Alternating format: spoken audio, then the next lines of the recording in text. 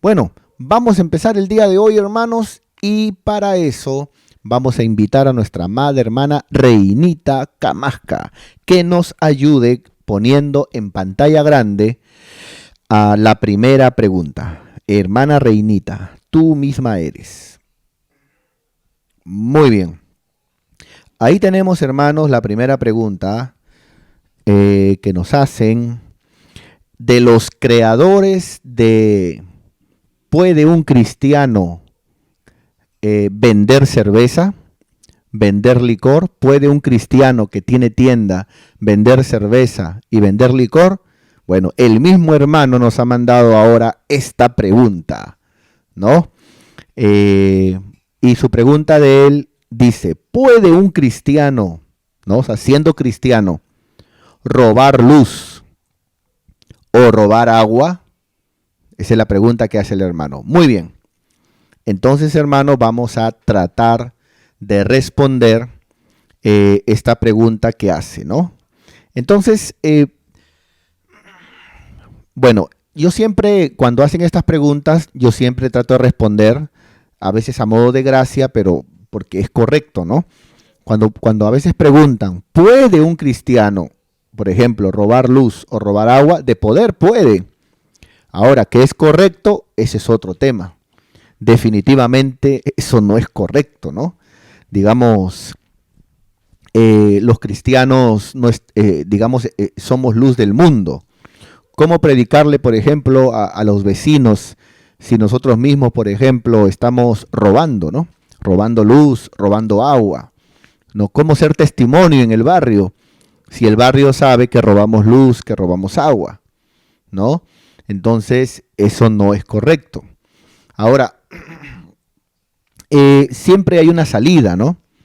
Porque, por ejemplo, el problema es de que a veces los inconversos, ¿no? Digamos, la gente que no es creyente, los que no son cristianos, el problema es de que a veces ellos dicen, por ejemplo, robamos luz porque no tenemos para pagar, robamos agua porque no tenemos para pagar.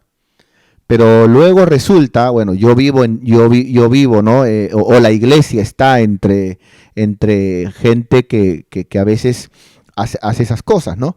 Pero a veces roban luz porque dicen que no tienen plata, roban agua porque dicen de que no les alcanza, pero, ¿cómo decirlo?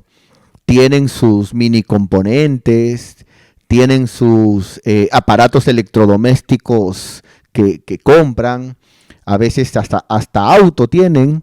Entonces, ¿cómo es? ¿Les alcanza o no les alcanza para pagar la luz, para pagar el agua? Porque alguien que dice, yo robo luz porque no tengo, yo robo agua porque no tengo, en la vida se le va a ver que va a Minca a comprar. O sea, ¿cómo va, en vez de ir a Minca a comprar o a gastar, no debería pagar la luz, no debería pagar el agua, más siendo cristiano? Entonces, a veces como que no cae, ¿no? Porque de repente hay gente, de repente una abuelita, ¿no? Una viuda, no tiene esposo, no tiene hijos, sale de repente a vender caramelitos para su pancito, y no es que esté bien, pero se entiende, ¿no? ¿De dónde va a pagar esa abuelita agua, luz? Pero a veces, hermano, no es el caso de muchos vecinos nuestros, ¿no? Trabaja el hombre, trabaja la mujer, se compran ropa, cuando de repente es cumpleaños de alguien de ellos, hasta mariachi traen, ¿no? Entonces, en vez de pagar mariachi, ¿no sería mejor pagar la luz o pagar el agua? Ahora bien, dejemos de hablar de los pobres que no son creyentes. Hablemos según la pregunta, ¿no? Pero está bien, ¿no? Está bien para un cristiano por ningún motivo, ¿no?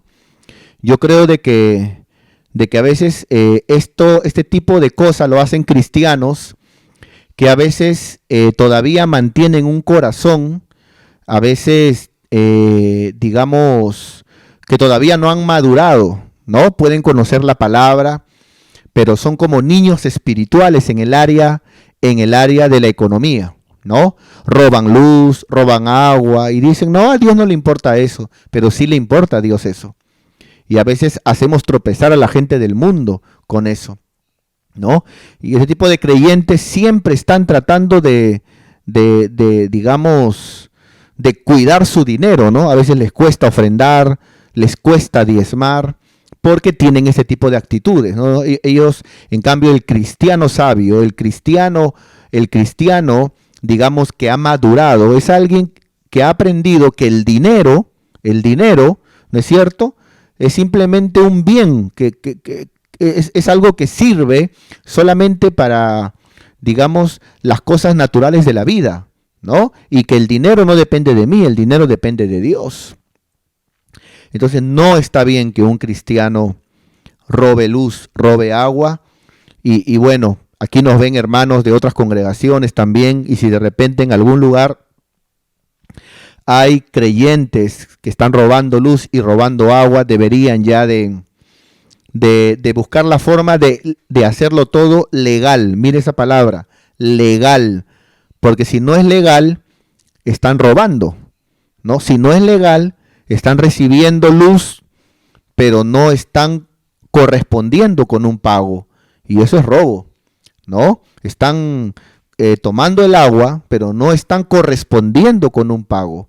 Y al final, todo lo que sembramos, cosechamos, ¿no? O sea, no es correcto que recibamos algo y que no correspondamos. Eso no es correcto, ¿no? Estamos siendo bendecidos, ¿no? Debemos de ser conscientes, ¿no es cierto?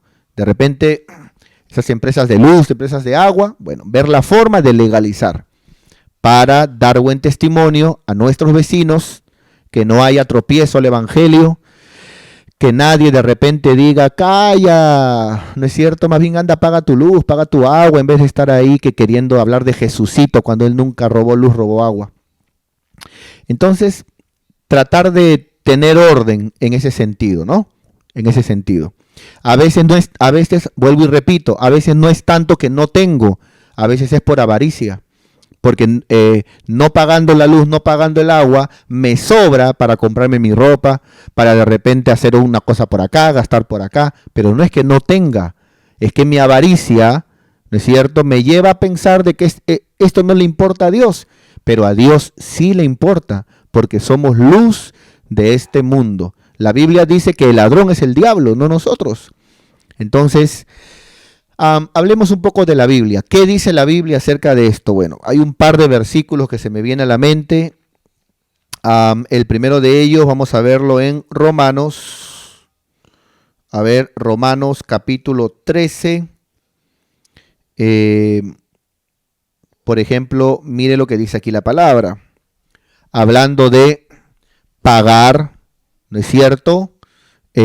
Aquellos pagos de agua, de luz, pagar lo que son los tributos, pagar lo que es cierto. Muy bien. Bueno, la iglesia, los cristianos, debemos de ser ejemplo en ese sentido. Dice la Biblia, hablando el apóstol Pablo a los hermanos en Roma.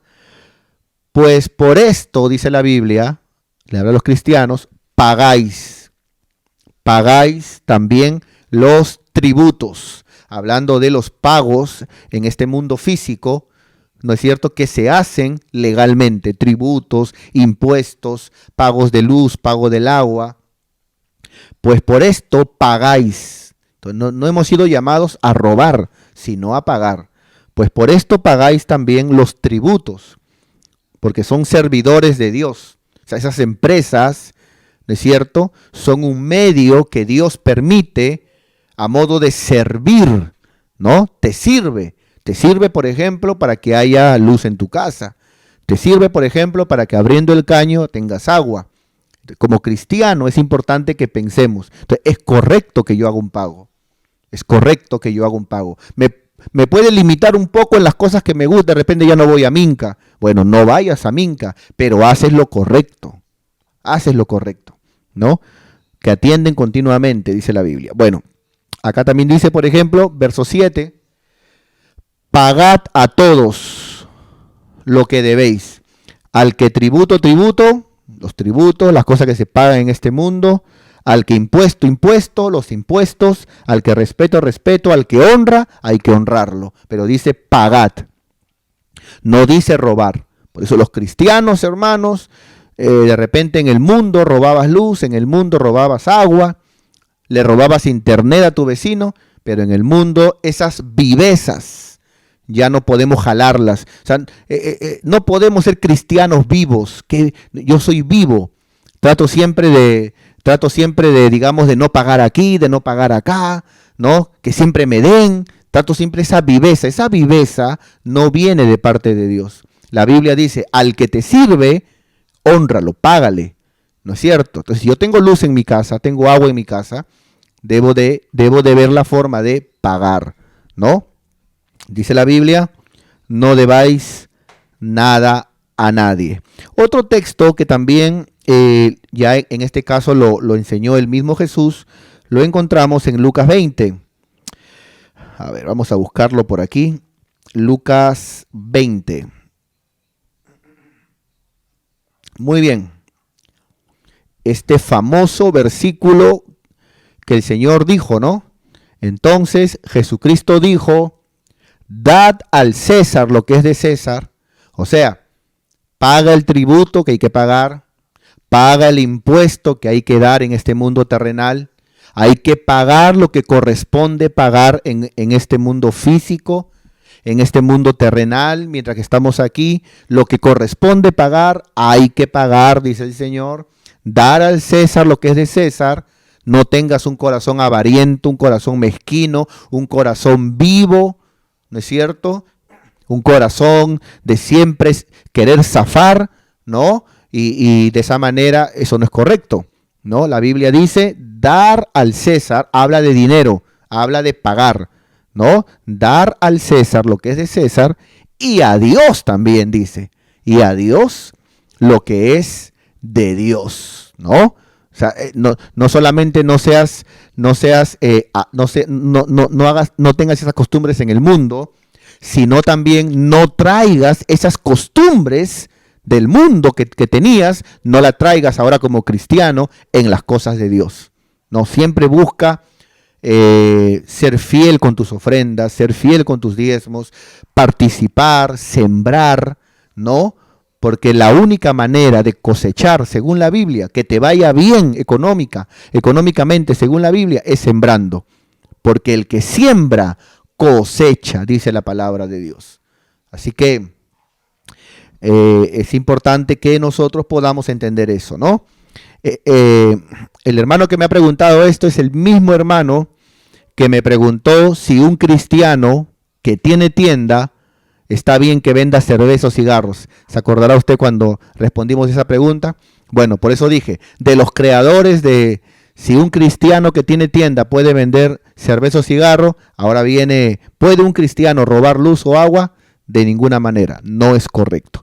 Muy bien, siguiente, hermana Reinita Camasca. Muy bien. Esta pregunta la hace una hermana y esta pregunta dice así, ¿tuvo María más hijos aparte de Jesús? ¿Tuvo María más hijos aparte de Jesús? Muy bien. Entonces vamos a responder, ¿no es cierto? Vamos a ver si María... Es que lo que pasa es que, digamos, la tradición enseña, ¿no es cierto? La tradición enseña que María, digamos, solamente tuvo a Jesús. Y luego de que tuvo a Jesús, enseña la religión, la tradición, digamos, enseña que se quedó virgen, ¿no? Se quedó virgen eternamente, piensan, ¿no? Pero eso no dice la Biblia, ¿no? La Biblia no dice que María quedó virgen. La Biblia enseña que María era virgen, que María era virgen. Y luego de que María era virgen, ¿no es cierto? Concibió, ¿no? Quedó embarazada del Padre a través del Espíritu Santo. Quedó embarazada del Padre a través del Espíritu Santo, poniendo al Hijo en su vientre. Qué tremendo, ¿no? La Trinidad. Quedó embarazada del Padre a través del Espíritu Santo, poniendo al hijo en su vientre. Entonces, por pura lógica, mi querido hermano, desde el momento que María dio a luz, ¿no es cierto? Ya María no era virgen, ¿no es cierto? Porque lógicamente que María dio a luz. Pero la religión enseña que María dio a luz a Jesús y de nuevo volvió a ser virgen. Pero eso no dice la Biblia, esa es una creencia, ¿no? Ahora, vamos a ver en la Biblia que luego de Jesús, María sí tuvo más hijos. María tuvo más hijos. Vamos a verlo en la palabra de Dios. Pero la religión enseña que tuvo a Jesús, volvió a ser virgen y nunca más tuvo hijos. Vamos a ver qué nos dice la palabra de Dios. Para eso les invito, por favor, a el libro de Mateo. Mateo capítulo 1, el último versículo. Muy bien, 25. Mateo 1, 25. Abran sus Biblias, por favor, mis queridos hermanos.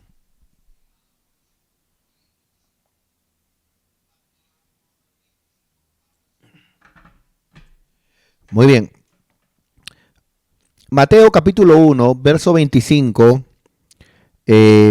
nos habla la palabra de Dios. Si lo leemos de repente del verso 24, ¿no es cierto? Dice la Biblia, y despertando José del sueño, hizo como el ángel del Señor le dijo, ¿no? La había mandado.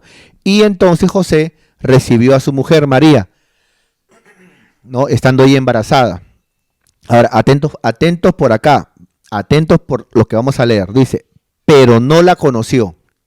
Esa palabra, no la conoció, es una palabra que en el griego significa no la conoció íntimamente.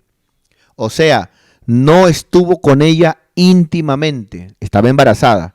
Pero una vez que María dejó de estar embarazada y dio a luz a Jesús, después estuvo José con María.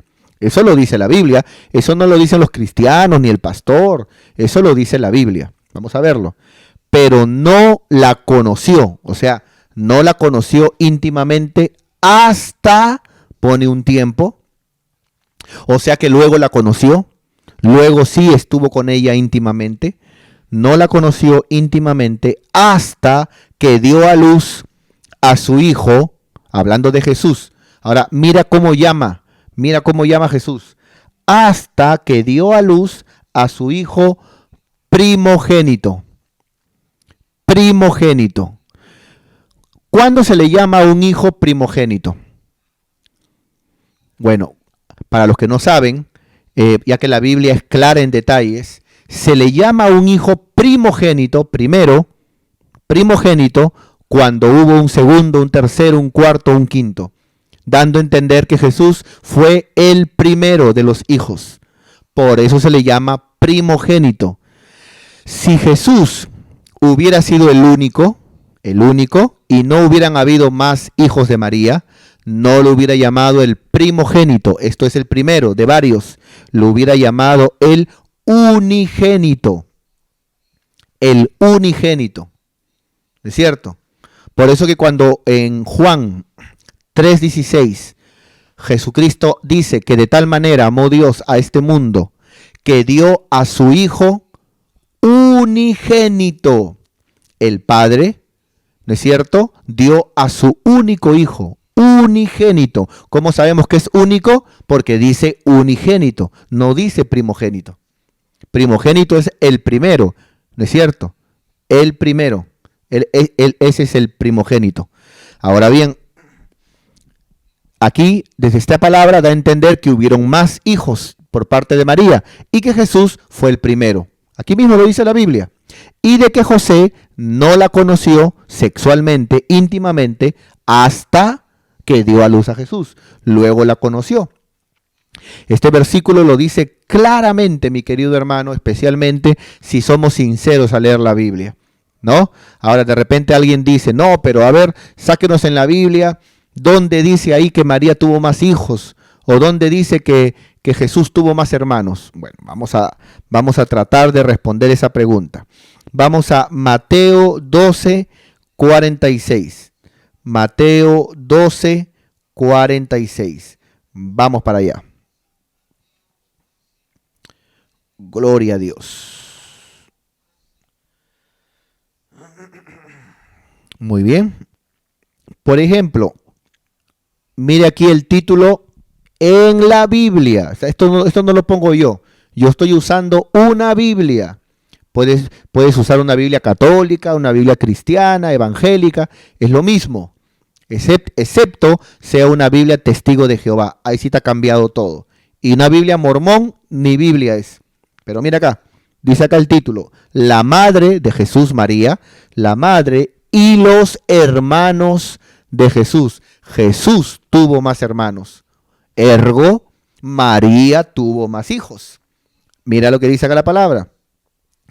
Mientras Jesús, dice la Biblia, aún hablaba a la gente, he aquí, su madre, María, y sus hermanos, entonces hermano, indudablemente, aquí, vamos a verlo, vamos a ponerlo por acá, ¿no es cierto? Aquí no es de que hermanos en Cristo, ¿ah?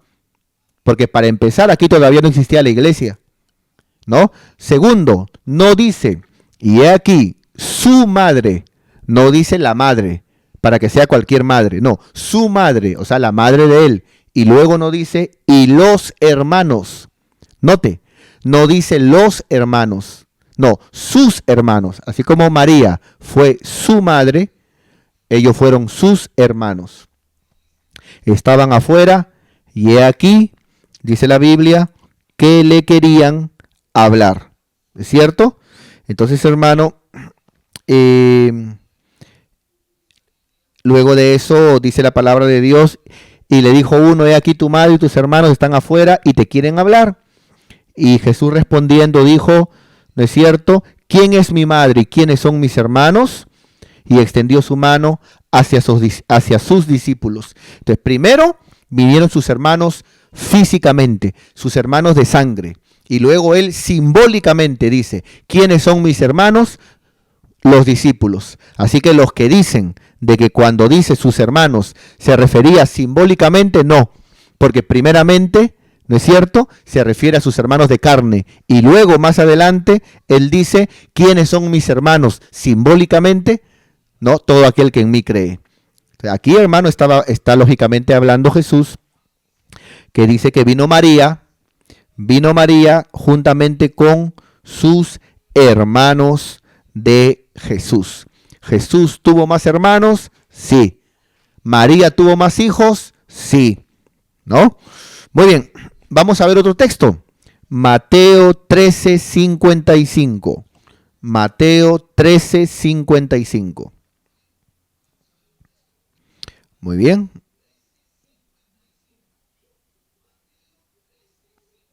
Acá está. Por ejemplo, hermanos, aquí vamos a ver cómo la gente que conocía a Jesús hablaba acerca de él, acerca de su familia, acerca de, digamos, de sus hermanos. Y aquí ya no solamente dice hermanos, sino que va a añadir hermanos y hermanas. O sea, Jesús no solamente tuvo hermanos, ¿ah? Jesús tuvo hermanos y hermanas. Qué tremendo. Mira, le dijeron, ¿no es este el hijo del carpintero? O sea, hablando del hijo de José. Acá no está no simbólicamente, sino literalmente su familia. El contexto es su familia. ¿No es este el hijo del carpintero? ¿No se llama su madre María? Está hablando de la familia. Y sus hermanos. Quien te diga a ti que está hablando aquí de hermanos en Cristo te está engañando, porque está hablando de papá, de mamá, y no puede hablar de hermanos simbólicos. Son hermanos, hermanos. En el griego, aquí no habla de primos hermanos. El griego aquí es hermano de sangre. Entonces, y aquí da algunos nombres de sus hermanos. Jacobo, José, Simón y Judas. 4 hermanos que da a conocer. 2 de ellos escribieron una carta. Se cree que Jacobo, ¿no es cierto? Jacobo escribió una carta. Y la carta que Jacobo escribió es la famosa carta de Santiago, medio hermano de Jesús.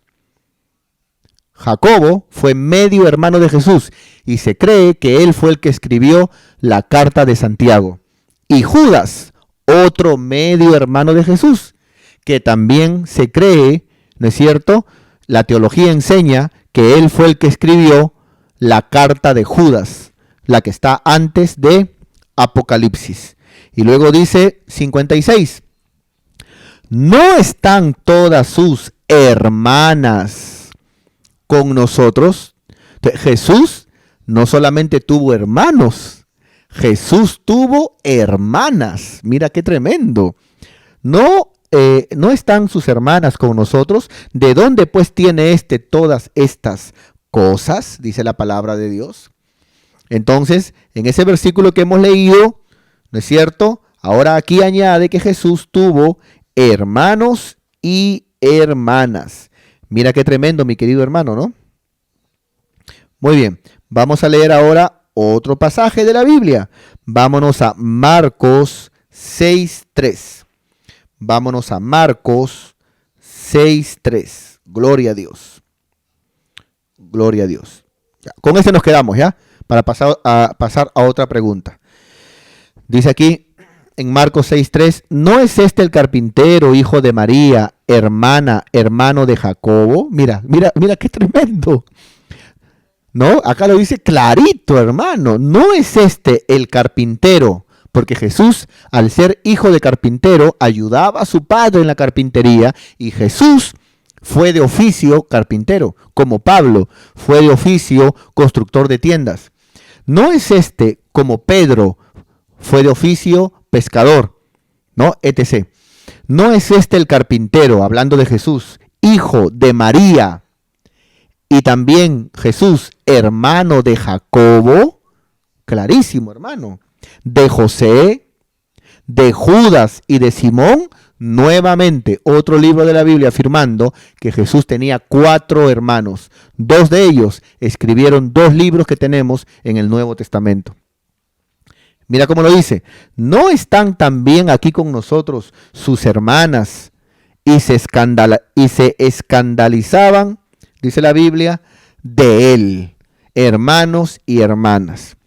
Entonces, hermano, volviendo nuevamente a ese versículo que leímos en Mateo capítulo 1, el último versículo, ¿qué podemos decir? Para ya pasar a la siguiente pregunta, que José no la conoció a María sexualmente, sino que María salió embarazada del Padre a través del Espíritu Santo, poniendo al Hijo en su vientre. Pero una vez que María dio a luz, José la conoció, o sea, estuvo con ella íntimamente, la conoció como mujer. ¿Dónde dice eso en la Biblia? Aquí. Pero José no la conoció hasta, esa palabra hasta es tiempo, hasta que dio a luz a su hijo, nota lo segundo, primogénito. Si Jesús no hubiera tenido hermanos, si María no hubiera tenido más hijos, no dijera primogénito, diciendo primero. Se habla de primero cuando hay segundo, tercero, cuarto. No, hubiera dicho unigénito, como el Padre lo dijo. La Biblia es detallosa. La Biblia siempre, hermano, da luz en los detalles. Entonces, no dice unigénito, no fue único, fue el primero de varios hermanos, 4 hermanos y varias hermanas que tuvo José con María. Muy bien, aleluya. Padre Santo, ¿cómo se va el tiempo? Última pregunta, hermana Reinita. Última pregunta, por favor. ¿Listo?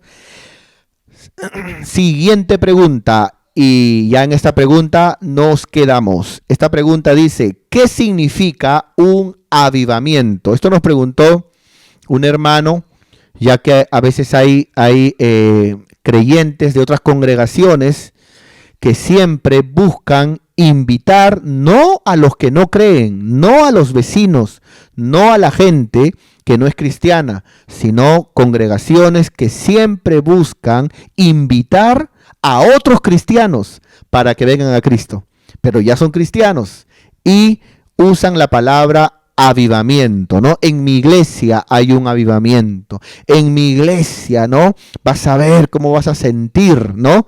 Como que si el evangelio fuera una experiencia de sentir más que saber.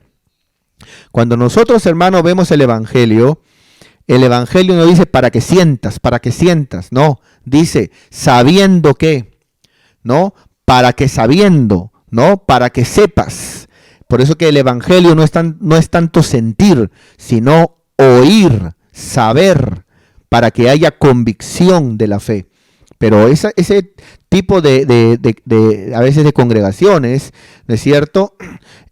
A veces tienen algunos malas ovejas, malos miembros, ¿no? Porque son malos miembros, hermano, que dejan mal esas congregaciones, ¿no? Predicándole a gente que ya conoce la palabra, diciéndole en mi iglesia hay un avivamiento. Es antibíblico predicar, que un cristiano le predique a otro, es antibíblico, ¿no? Eso es como que yo, siendo pescador, me meta a las casas, ¿no? Donde hay peceras, para comerme los pescados en vez de irme al mar. No, yo no puedo meterme a una pecera que ya tiene un lugar y tiene un dueño, ¿no? No. Yo quiero pescar, si soy pescador, ¿no? ¿Qué hago yo metiéndome a las casas, a las peceras? No, me voy al mar, ahí, donde el pescado está libre, ¿no es cierto? Entonces, ¿qué significa un avivamiento? Me preguntaba este hermano. Primeramente vamos a decir lo que no es. Vamos a usar la pantallita,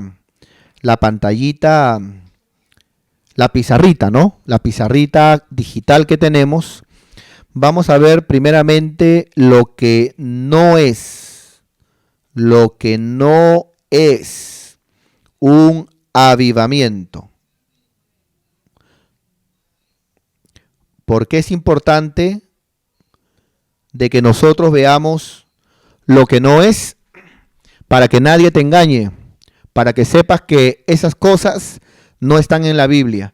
Y luego, permíteme compartir, para ya terminar, un par de versículos de lo que más o menos se me viene a mente es, o la Biblia enseña que es un avivamiento. Un avivamiento, hermano, no es tumbar gente. Muy bien. Un avivamiento no es tumbar gente, ¿no es cierto? Porque si un avivamiento fuera tumbar gente y que todo el que yo agarro tiene que irse al suelo, entonces Jesucristo hubiera tenido un ministerio poderoso tumba gente, ¿no? Y Jesús hubiera ido a cada ciudad diciendo, te tumbo, ¿no? Te tumbo. ¿Por qué? Porque él hubiera sabido que un avivamiento, más que predicar, más que enseñar, más que hayan sanidades y milagros, más que echar fuera demonios, ¿no es cierto? Es tumbar a la gente, ¿no? Pero eso no es un avivamiento. De que un hermano, cuando de repente puede pasar, que en un culto un hermano de repente se ora por él y ese hermano se desploma por la presencia de Dios, sí puede pasar. Pero de ahí a tumbar a todo el mundo, ¿no es cierto? Eso no es un avivamiento. ¿Dónde dice en la Biblia que eso es un avivamiento? ¿No? Entonces, pero se enseña como que en mi iglesia hay un avivamiento porque ahí oramos y la gente te tumbo, ¿no es cierto? Pero eso no es así, ¿no? Entonces, aparte de que sería bonito que esa gente que es tumbada se levante diferente. Pero si esa mujer que es tumbada luego se levanta y es la misma gritona, celosa, problemática con el marido, ¿de qué le sirvió caerse al suelo si se levantó igual? Si ese hijo que cayó al suelo se levantó igualito de picoduro y malcriado y respondón con los padres, ¿de qué le sirvió haberse caído si se levantó igual? O sea, un avivamiento no te deja igual. Si ese hermano que se cae al suelo, ¿no es cierto? Se cayó al suelo y se levanta igualito de ogro, mal esposo, duro con su mujer, hasta le pega a la mujer y se levanta para seguir con lo mismo, entonces lo que están haciendo no sirve para nada, ¿no? Porque donde está Dios hay un cambio. Eso es lo importante. Aparte, que a veces se pone gente atrás, ¿no? Se pone, a ver, ponte atrás, porque lo voy a tumbar, ponte atrás porque lo tumbo, ¿no? No, pero si es Dios quien lo va a tumbar, si es el Espíritu Santo el que lo va a llevar para atrás, ¿por qué se mete un hermano? Déjalo, No se va a romper la cabeza, no se va a dañar porque es el Espíritu Santo quien lo está llevando al suelo, ¿no? Entonces, hermano, pero bueno. Lo único que yo quiero decir, al margen de que si un hermano cae o no, es que eso bíblicamente no es un avivamiento. Y debemos de buscar el verdadero avivamiento. Otra cosa que tampoco es un avivamiento es lo que es extrabíblico. Vamos a poner aquí extrabiblia, ¿no? Entonces está de moda hoy en día congregaciones donde se enseñan cosas, se hablan cosas que no están en la Biblia. Y para que se crea y realzar lo que se dijo, se dice, el Espíritu lo dijo. Y si por ahí de repente un hermano que más o menos lee Biblia, más o menos lee Biblia, dice, pero disculpe, eso que está ahí, eso no dice la Biblia. Entonces lo insultan, fariseo, ¿no? Fariseo, no sé qué más a veces se dice, ¿no? Fariseo, pura letra, o no sé qué cosa más, religioso, ¿no? Entonces, ¿de cuándo aquí? Es impresionante. El Señor dice, escudriñar las Escrituras. ¿Para qué nos manda el Señor a escudriñar las Escrituras si Él sabe que haciendo eso seremos fariseos religiosos? ¿Para qué nos manda el Señor, no es cierto, a no aumentar a la palabra ni quitarle, porque hay maldición en eso? Si al final, hermano, en estos tiempos sí se puede aumentar cosas que no están en la Biblia, o a veces quitarle, amado hermano. No, hablemos palabra. Hablemos palabra, hermano, ¿no? Una nación es una nación cuando tiene constitución. No toda nación tiene su constitución, donde están las libertades, responsabilidades, etc. de una nación. Ya, el reino de Dios tiene una constitución y es la palabra de Dios. No podemos irnos en contra de la palabra llamándole el Espíritu. Porque ya aprendimos que el verdadero espíritu, porque también hay espíritu de error, hay espíritu también, hay diferentes espíritus, ¿no? Espíritu de mentira, espíritu de adivinación, pero el verdadero espíritu de Dios, dice la Biblia, que nos hará recordar lo que Cristo ya dijo.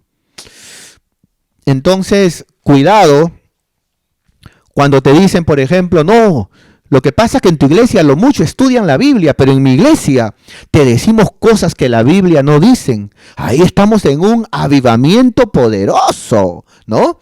¿No? Pero avivamiento no es sinónimo de extrabíblico. Lo que es extrabíblico, o sea, extra, fuera, lo que no se encaja en el canon bíblico, cuidado con eso, hermano. Cuidado con eso, ¿ya?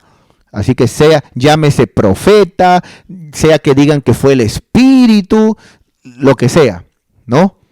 Entonces, hermano, debemos de sujetarnos, eso es obediencia. El Hijo de Dios no hace lo que quiere, sujetarnos a la palabra de Dios.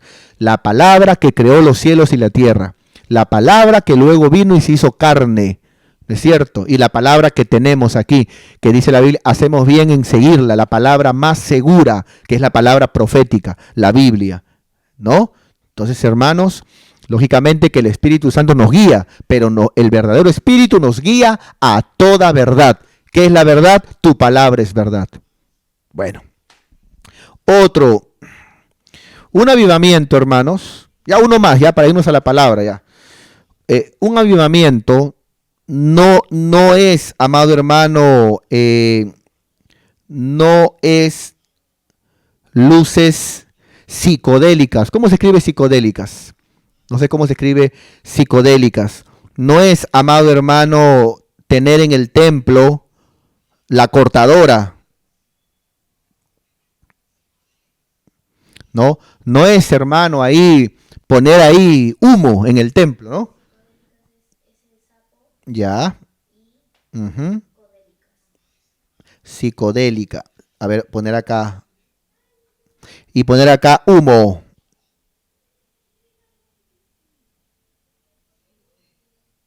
Muy bien. Un avivamiento, hermano, no es que pongamos, hermano, ahí en el altar y que pongamos en todo el templo luces psicodélicas y apaguemos la luz y estamos todos ahí, hermano. Y yo me recuerdo cuando me iba al Picha, ¿no? Para los que no entienden lo que digo, bueno, no recuerdo cuando me iba al Picha y ahí, amado hermano, ¿no? Ponían las luces psicodélicas y me ponía yo, hermano, ahí, ¿no? ¿No es cierto?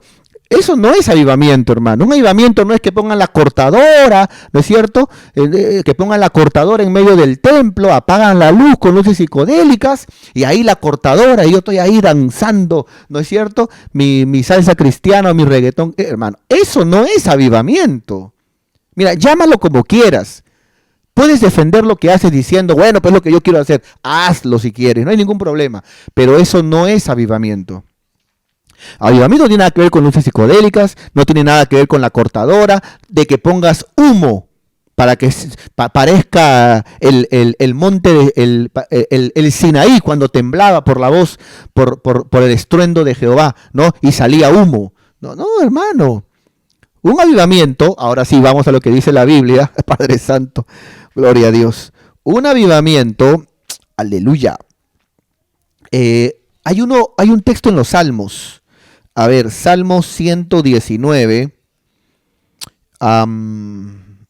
Salmo 119. A ver, vamos a por aquí. Acá está. Salmo 119, 37. Abre tu Biblia, por favor, hermano, para leer lo que dice la palabra.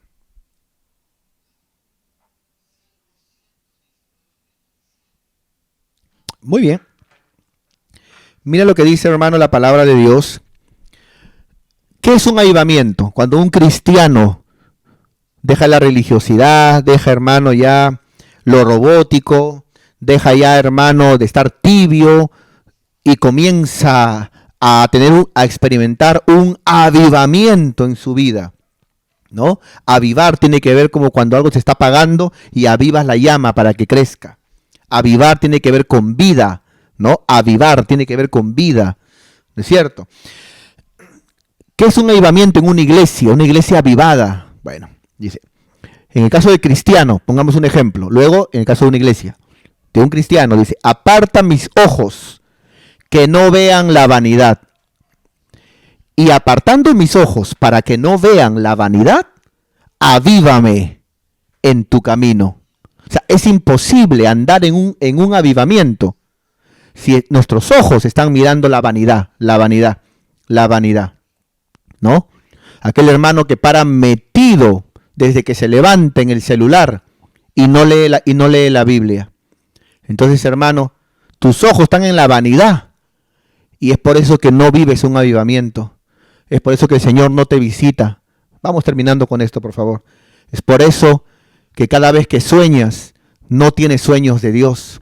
Escuchas a tu pastor diciendo que soñó con un ángel que le dio una palabra. Escuchas a un líder diciendo que el Señor lo levantó a las 3 de la mañana y sintió la presencia de Dios, que su cuarto se sintió algo poderoso. Pero tú dices, conmigo no pasa nada. Lo que pasa es que tus ojos están en la vanidad y por eso no experimentas un avivamiento. Entonces aquellos hermanos, aquellas hermanas que de repente sus ojos están solamente, hermano, ahí queriendo mirar otras cosas, distraerse con otras cosas, en vez de ir a lo primordial que es Dios, primero Dios, la palabra. ¿Es cierto? Entonces, eso es lo importante. Entonces, ¿cuántos hermanos están, hermano, a veces metidos en vanidades, hermano? ¿Es cierto? En músicas que hoy en día se ha puesto de moda, hermano. Qué pena da ver a un joven que está metido en modas de música mundana porque están metidos en el famoso TikTok. ¿Digo yo que el TikTok está mal? No, para nada. Más bien oro que se levanten jóvenes, que hagan videos buenos, que hagan videos que se vuelvan virales, pero cristianos. Cristianos, mis queridos hermanos, para también invadir el TikTok con la palabra. Pero ¿cuántos hermanos hay que están siguiendo a grupos con modas mundanas, música que no tiene nada que ver con la palabra? Y por eso bajan espiritualmente, por eso viven tumbados. ¿Por qué? Por eso no hay avivamiento, porque sus ojos están detrás de la vanidad. ¿Cuántos hermanos a veces están más mirando la vanidad? Y es por eso que no hay avivamiento. Miremos a Cristo, busquemos las cosas de Dios, miremos, hermano, nuestro templo, si hay ayuno, si hay columna de oración, si hay evangelismo, como hoy día que ha habido evangelismo. Hermano, busquemos las cosas de Dios. Entonces, cuando un cristiano está en avivamiento, cuando sus ojos ya no está detrás de las vanidades. ¿No es cierto? Que si sigue esto es guerra, que si de acá ya entró, que si de acá ya se fue. Hermano, ¿qué me interesa? ¿Qué me interesan a mí ellos, hermano? A mí lo que me interesa es buscar de Dios, es crecer en Dios. Hay que trabajar, estudiar, la familia, pero primero es Dios. Otro texto de la palabra. Vamos, por favor, me parece que en Habacuc. A ver, vamos en Habacuc capítulo 3. Acá está, verso 2. Habacuc 3:2. Dice la palabra: oh Jehová, he oído tu palabra. Un avivamiento comienza con la palabra. Cuando vivimos la palabra, cuando le damos importancia a la palabra, cuando todo lo que hacemos preguntamos: ¿está en la Biblia lo que hago? ¿Es correcto conforme a la palabra lo que estoy haciendo? ¿No es cierto? A ver, de repente yo no estoy haciendo tal cosa, ¿está bien según la palabra? Todo avivamiento primeramente es un volver a la palabra. Cuando un cristiano entra en un avivamiento, cuando una iglesia está en avivamiento, esa iglesia vuelve a la palabra. Es la palabra el centro de todo. Oh Jehová, he oído tu palabra y temí. Cuando volvemos a la palabra, viene el temor de Dios. Una iglesia en avivamiento, un cristiano en avivamiento, es un cristiano, una iglesia donde comienza a haber temor de Dios, temor de Dios. Entonces comenzamos a decir: no, eso no es correcto. Ay, no, hermano, a mí no me llames para esas cosas, ¿ah? Lo siento, no te puedo oír porque eso está mal. No, eso no es correcto. No cuentes conmigo, no. Prefiero que entonces ya no, porque yo temo a Dios, quiero hacer las cosas bien. Eso es un avivamiento. Cuando volvemos a la palabra, cuando estamos en el temor de Dios, estamos en un avivamiento. Por eso dice: oh Jehová, aviva tu obra en medio de los tiempos. Entonces necesitamos que las células sean células en avivamiento. Necesitamos que que cada zona sea una zona en avivamiento. Necesitamos que cada anexo experimente un avivamiento. Necesitamos volver a la palabra, que haya temor de Dios, que haya un avivamiento. Porque solamente cuando hay un avivamiento, dice la Biblia, en medio de los tiempos, hazla conocer. Cuando una célula se va a llenar, cuando una zona se va a duplicar y va a crecer, cuando los anexos van a comenzar a tener más células y a crecer y a duplicarse, cuando nuestra iglesia va a comenzar inclusive a llegar a la radio, a la televisión, y se va a hacer conocer, cuando haya un avivamiento. Un avivamiento hace que se conozca aquel creyente o aquella obra. Por eso dice: hazla conocer en medio de los tiempos. Pero eso se logra con un avivamiento. Uno más, por favor. Uno más, porque alguno de repente vaya a decir: usted me ha sacado versículos del Antiguo Testamento, pero a ver del Nuevo, uno al menos del Nuevo. Segunda de Timoteo capítulo 1, me parece que es aquí está. ¿Qué es un avivamiento? Ya vimos. Un avivamiento es que nuestros ojos se aparten de la vanidad. Un avivamiento es volver a la palabra. Un avivamiento es tener temor de Dios, ¿no es cierto? Y aquí dice: por lo cual te aconsejo que avives el fuego. Si tú eres un cristiano, si de repente ya has dejado tu primer amor, estás tibio, si de repente ese avivamiento ya no está en ti, pero si tú eres cristiano, ahí está las brasas apagadas, el fuego apagado, pero ahí están los carbones encendidos. Basta un poco de avivar para que se vuelva a prender el fuego. Por eso dice la Biblia, aviva el fuego del don de Dios que está en ti. ¿Por qué hay cristianos que no saben qué don tienen? Porque no tienen un avivamiento. Cuando uno está en un avivamiento, uno sabe, lo mío es la palabra, lo mío es la enseñanza, lo mío es el consejo, lo mío es la alabanza, lo mío es el evangelismo, lo mío es ganar almas. ¿Por qué hay cristianos que descubren para qué son buenos, qué don tienen? Porque comienzan a avivar. Y en el avivamiento, cuando están con Dios, el don que tienen sale a flote, sale a la luz. Pero cuando no estamos en un avivamiento, ese don se esconde porque estamos en tibieza espiritual, ¿no? Que dice que está en ti por la imposición de mis manos. Pablo decía, ¿no? Aprovecha cuando yo vaya, como ministro tengo esa autoridad para que si tú de repente necesitas fuerza, necesitas de repente oración, no solamente ore por ti, sino que ponga yo mis manos sobre ti como un punto de contacto, ¿no? Esa es la autoridad que Dios le da a un ministro, y cuando yo ore por ti, tú vas a experimentar, ¿no es cierto?, cómo Dios te levanta, cómo Dios te usa, y vas a experimentar esa fuerza de parte de Dios. ¿No es cierto? Qué impresionante, amado hermano. Hoy espero con todo mi corazón que esta palabra haya tocado tu vida. Espero con todo mi corazón que esta palabra te impulse a meterte con Dios. Que esta palabra ponga en ti hambre de Dios, sed de Dios. Que esta palabra te impulse a buscar más de Dios. Yo me siento muy contento, hermano, porque aquí en mi familia, ¿no es cierto?, por ejemplo, mi hija Reina, juntamente con nuestra pastora, ellos, hermanos, han abierto una columna de oración en la madrugada, y ahí están orando por la iglesia, ahí están orando por cada uno de ustedes, muy aparte la oración que yo hago, pero la pastora con mi hija Reina están, hermano, orando de madrugada por la iglesia, por las zonas, por las células, por los líderes, por el pueblo, ¿no? Y también están estudiando la palabra. Tenemos que empezar a buscar de Dios. Tenemos que empezar, hermano. Estamos en los últimos tiempos. Es importante tomar a Dios en serio. Yo quiero desafiarte a que busques a Dios y que puedas experimentar en tu vida un avivamiento en el nombre de Jesús.